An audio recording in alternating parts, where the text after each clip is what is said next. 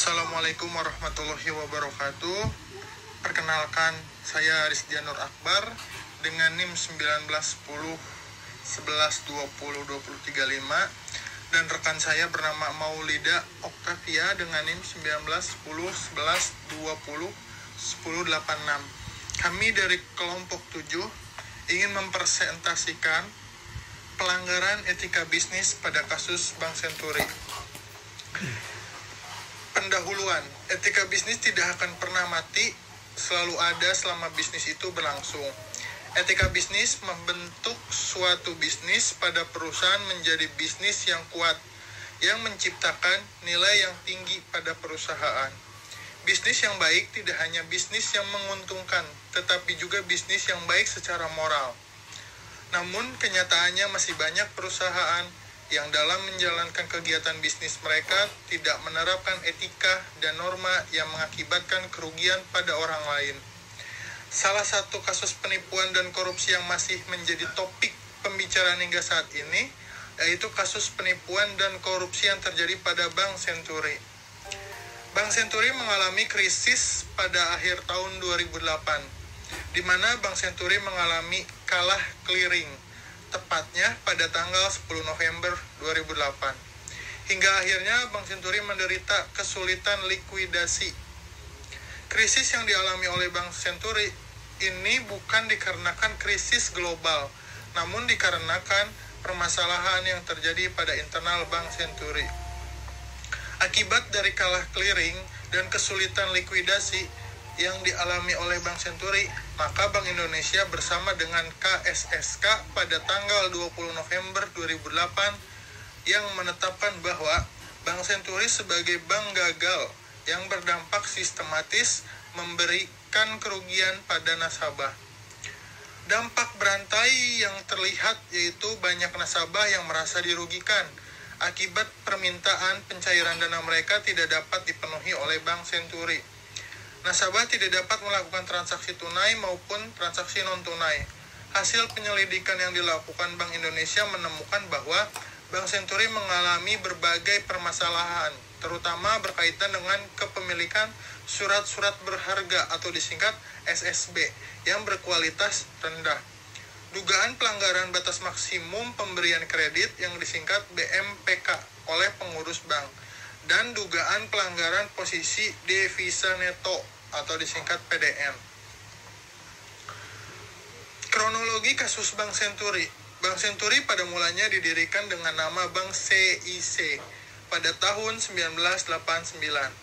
Pada tanggal 6 Desember 2004, Bank Piko dan Bank Denpak melakukan merger dengan Bank CIC yang kemudian berganti nama sebagai Bank Senturi. Kasus Bank Senturi bermula pada adanya tawaran investasi kepada nasabah. Mereka dengan janji investasi tersebut akan memberikan bunga lebih besar daripada deposito. Investasi yang dimaksud yaitu investasi berupa reksadana pada PT Antaboga Delta Sekuritas.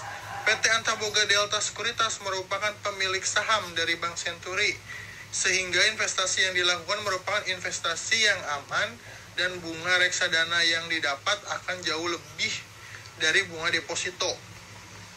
Akibat penawaran investasi ini, para nasabah yang memiliki investasi berupa deposito beralih memindahkan dana mereka untuk diinvestasikan pada investasi reksadana PT Antaboga Delta Sekuritas. Namun kenyataannya investasi reksadana tersebut tidak dapat dicairkan pada saat jatuh temponya. Bapepam LK tidak pernah mengeluarkan izin atas reksadana tersebut. Ada 2000 silam, Bank Indonesia melarang perbankan menjual produk investasi. Namun, Robert selaku pemegang saham Bank Senturi tetap menjajakan produk investasi Antaboga. Maka nasabah yang melakukan investasi pada reksadana PT Antaboga dipastikan mengalami tindak penipuan. Pada tanggal 14 November 2008, pihak Bank Senturi mengajukan permohonan fasilitas pendanaan darurat dengan alasan sulit mendapat pendanaan. Pada tanggal 20 November 2008, Bank Indonesia menetapkan Bank Senturi sebagai bank yang kalah clearing, mengumumkan bahwa rasio kecukupan modal atau CAR Bank Senturi minus hingga 3,52%. Diputuskan guna menambah kebutuhan modal untuk menaikkan CAR menjadi 8% adalah sebesar 632 miliar.